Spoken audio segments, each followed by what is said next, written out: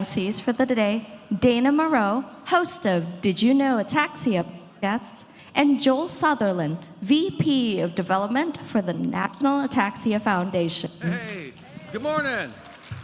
How are we doing? Everybody caffeinated, getting caffeinated a little bit here this morning, huh? Ready for a good couple days? Hi, Jim. How are you? Good to see you.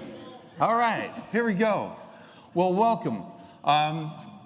This year, we're going to have more than 500 people in attendance. Round of applause. How's that? And we've got about more than 300 people at home on their couches, maybe depending what time zone they may be, because they're joining us from all over the globe. More than 300 joining us virtually. So we'll say hello, good morning, good afternoon, good evening to all of our folks virtually, right? So we've got a big crowd. Glad you're with us. Dana? Yeah. And I have a couple of reminders for you today, just some important things to note about the conference. So on page 2 of your programs, you're going to notice that there's some information that you want to pay attention to.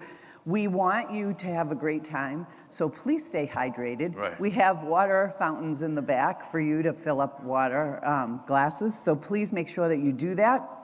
Also, make sure that you participate in some of the activities that are going on. We have a photo booth.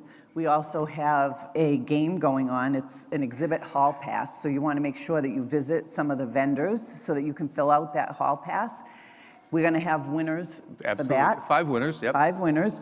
And then if you want to stay connected on social media, we can be found at Ataxia Foundation on most social sites. So if you want to be posting from the conference, that'd be great. That's fantastic.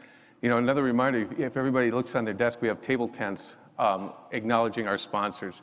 I think we all know that events like this take a lot of support. We've got a number on your table tents, our friends from Biogen, from Biohaven, Siloxa, just to name a few. Let's give them a round of applause for helping us put this on. Thank you all so much.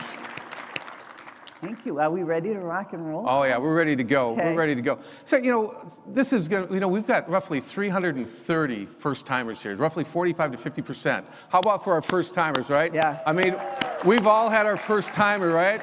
Our first-timers, most, I know we had one person, Ted, I know you're out there someplace, their badge wasn't red, but if you see somebody with a red badge, that means they're a first-timer. So please greet them and let them know that, you know what, as we all know, we're not alone on this journey, right? So it's nice to have such a big group. And I'm loving the green I'm seeing over here. You guys almost Team be from green. one group. Yeah, Team Green. Team Green. Loving yeah, it. We got to like that. So, you know, this, for those of you who've been with us before, you've seen this happen before. But for our first-timers, I want to tell them the story that back in 2017, the foundation decided to embark on a rebranding. And there was a lot of work put into it. Spoke with members of our community, from our board of directors to members of our research community, staff for sure. We got a lot of opinions on what we wanted to do with our new look. And some things came back. And what came back is what I'm wearing today. What's that mean? Well, we decided we wanted to be a foundation that illustrated strength, first place, blue ribbon, thus the dark blue. We wanted to illustrate compassion, thus the light blue. And we also wanted to convey hope, and that's the gold. And if you look at our logo, you'll see the dark blue, the light blue, and the gold. And every year at this time, I like to take this tie off, and I want to let everybody know that this tie that signifies hope is now going to be auctioned off over the next 2 days. And anybody who wants to bid on this hope tie can do so by going to joel@ataxia.org, joel@ataxia.org. And it's not just going to be this tie. You know, we have a new ataxia advocate with us, and his name is Bill Nye. And he's now Bill Nye, the ataxia advocate guy. And Bill's gonna be joining us tomorrow, and Bill is gonna add one of his ties to this tie, and he will autograph his tie as well. And so somebody's gonna, our number one bidder, our highest bidder, who will be acknowledged at at the banquet on Saturday night is going to take both ties. And so it's our hope tie. We hope that you'll participate. And remember, it's just Joel at ataxia.org. One final piece I just want to share with you is before we do dive into all these amazing sessions that we've got going over the next couple of days, whether you're here for the science and the camaraderie, or like I was telling the folks yesterday, maybe you're just here for a good Las Vegas buffet. That's totally cool. That's totally cool. But we just want to thank you for being with us, especially our first timers who are making that first move. And let's just make this a conference that we can remember for a long time, all right? Dana? Yeah, absolutely. And just so you know, today's programming, we're going to have Birds of a Feather. So you definitely want to check out what Birds of a Feather sessions are happening today. There's some happening from 10 to 12, and then there's also some this afternoon. So you're going to want to check your program to see which one you want to go to, and you definitely don't want to miss those. There you go. All right. Yeah. Next up. Next up, I have the privilege of introducing Andrew Rosen, who is the Chief Executive Officer of the National Ataxia Foundation. So please put your hands together for Andrew.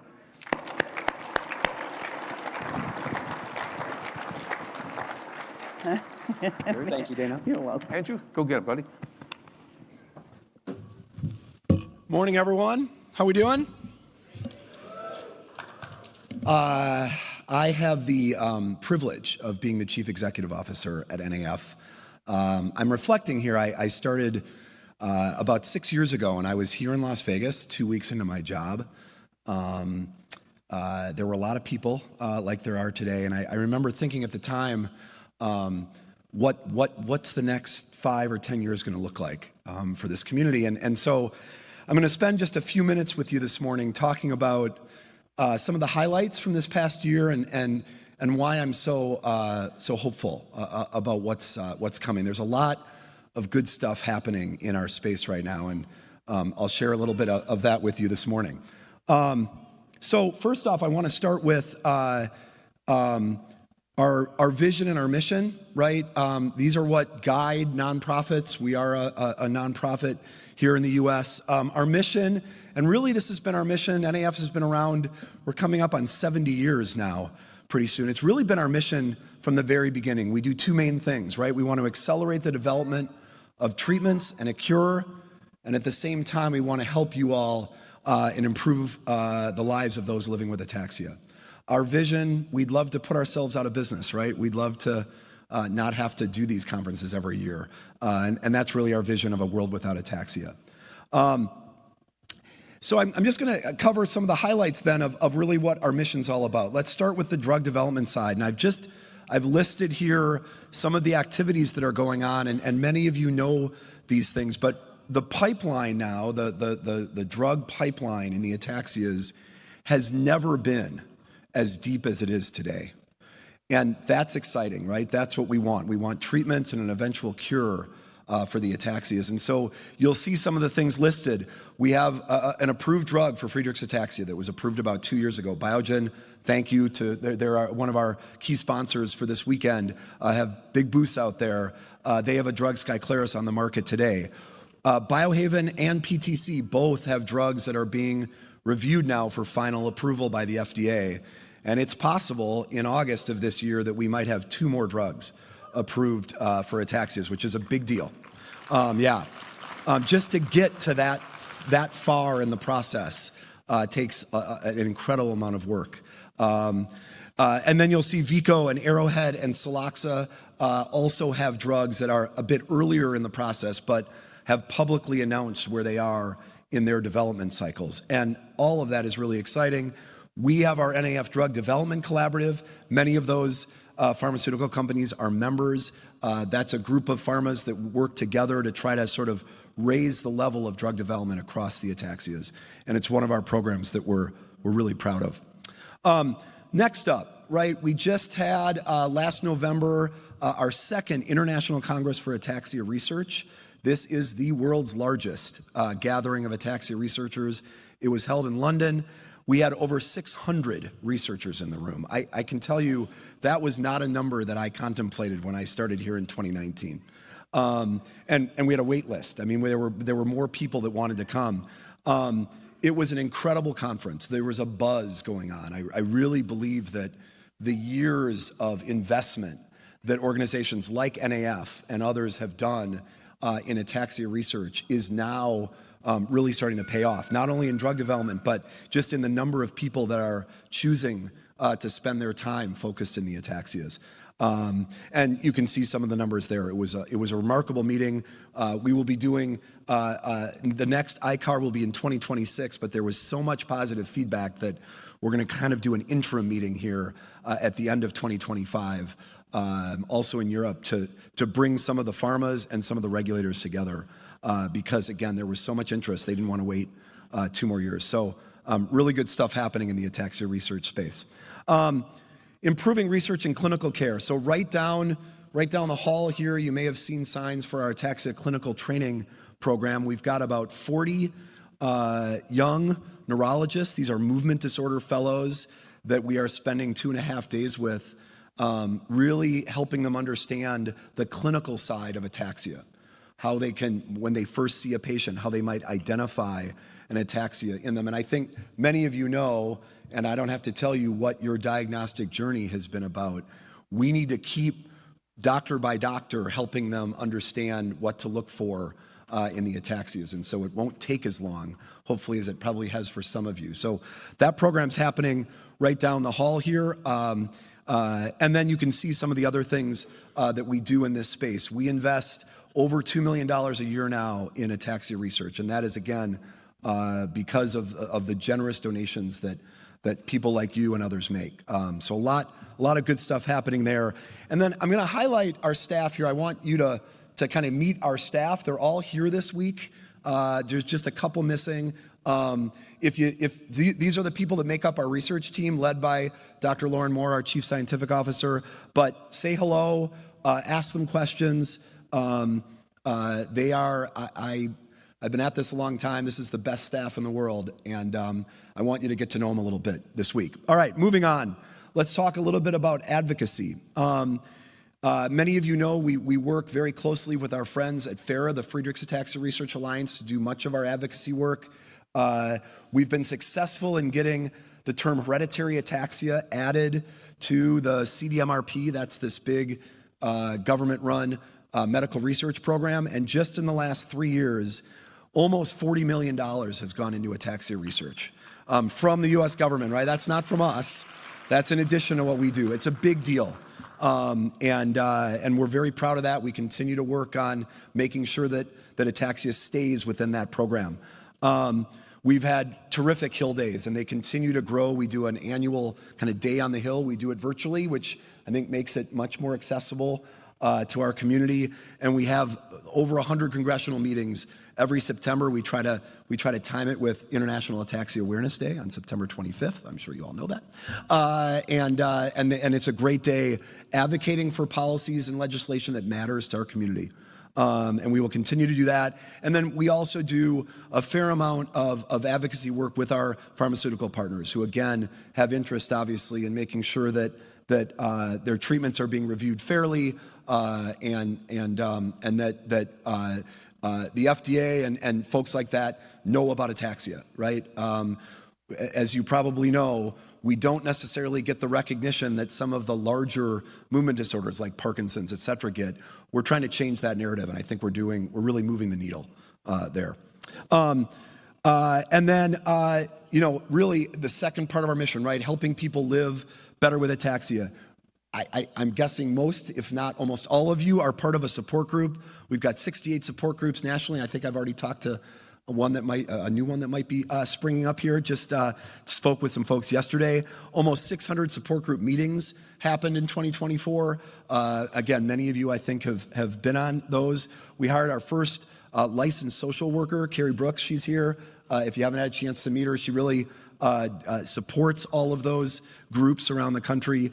And then lastly, we sort of launched a new resource set and webinar series for care partners. We know how important being a caregiver is in the ataxia space, and want to support those folks as well. So our community services team, Lori Sjogren, who many of you know, I think she's backstage, really leads this event. And can we just take a moment, give a round of applause to Lori? She does an incredible job. She's over there in the corner. It makes this thing run. She's really good at it. And you see the rest of her team there as well. And so our community services team is here to support you all. We're excited about our work with Bill Nye. As you probably know, some of you have seen him on this stage over the past 2 years. He will be joining us on Saturday. So you'll see him again. He's going to stay for the banquet and dancing. Bill was on Dancing with the Stars a number of years ago. So the man can move, from what I understand. So hopefully we're going to see some of that on Saturday night. But our work with Bill just in the last year, right? You hopefully have seen the short videos that Bill produced. Those videos have been viewed almost 2 million times and growing. That's 2 million. That's an M, right? When we put up a video ourselves, might get 200 views. This is good. These are a bunch of people now that are learning something about ataxia, and so person by person, we're building that awareness. He's also spent time with us on Capitol Hill. We did a sort of an ataxia session in Washington a few months ago, and more than 100 congressional staffers joined. Now, that I'd like to say that was because of me. It was because of Bill. He is a rock star, especially around, that 25 to 35-year-old set. Really loves Bill Nye. And so, again, they were asking questions, they were learning about ataxia, and they can bring that back to their Congress people and help educate them as well. So really excited about our work with Bill. I can't give you a lot of detail yet, but there is more to come with Bill. So we can look forward to that. Our communications team that is so responsible for that, led by Stephanie Lucas. You've got Molly and Tanoa. Again, Molly and Tanoa are here. Feel free to say hi. They're the ones that are bombarding you with awesome emails and social media posts and all that stuff. So great team there. Fundraising, right? I wouldn't be a nonprofit CEO without at least talking a little bit about fundraising. We had a record-setting year in 2024, over 4,300 individual donors. That was a record for us. Almost $250,000 raised in our walk and rolls. I think many of you have done those or lead them. Thank you for that. We have new walks and passion fundraisers coming. Joel and his team are here. You've seen Joel this morning. The rest of his team is here as well. Come say hello. If you've got an idea, we'd love to hear it. We are here to support you. And obviously we can't do any of this work without the generous support that we get. So another great team there. And I'll sort of close with a few things. One, listen, we're really proud of the organization we've built. When I was on this stage in 2019, I think I was the 9th staff person for NAF. We now have 20. So we've more than doubled our staff. We've well more than doubled our revenue in that time. We are continuing to build, and I'm very bullish about NAF's future, and we're proud of our work. Here are just a couple of agencies out there that sort of rate nonprofits, and we're proud of the fact that we sort of rate very highly. We care about that, and as donors, hopefully you feel good about donating your money to an organization that's going to spend it wisely. And so, just wanted to sort of point that out. Lastly, I'll end with the operations team that I'm a part of. Kyle Bilodeau is here. If you haven't met her and the rest of her team, they put those 4,300 donors who make all those transactions. Someone has to account for all that. They're the group that does this, and they do it beautifully. I'm going to close with just a couple quick thoughts here. Our board chair, Jim Keene, who I think is in the room somewhere, said something last night at our reception. He said, faith is hope with a track record. So I'm just going to let that sit for a minute. You can think about the deepness of that. I'm hoping what I've just shown you a little bit is we're starting to really build a real track record here at NAF about things we've done and what we're really looking forward to doing. And I hope you've got kind of that same sort of faith that I do in what the future looks like. And then our vice chair of our board, David Brunnert, always signs his emails with, good things are going to happen. I love that. And to me, that's about what tomorrow looks like. And Again, I've never been more excited about what's happening in the ataxia space. I wish it could happen faster. We all do. We're going to continue to support pharmaceutical partners and you all in both sides of our mission. And welcome to AAC. I hope you have a great weekend. Thank y'all. All right, with that, I am going to introduce our first speaker. We're a little bit ahead of time, which is great. It'll leave plenty of time for questions. Dr. Odediche Ogu is here in Las Vegas. She's at the Cleveland Clinic Lou LaRose Center for Brain Health, and she is going to kick us off this morning. Dr. Ogu.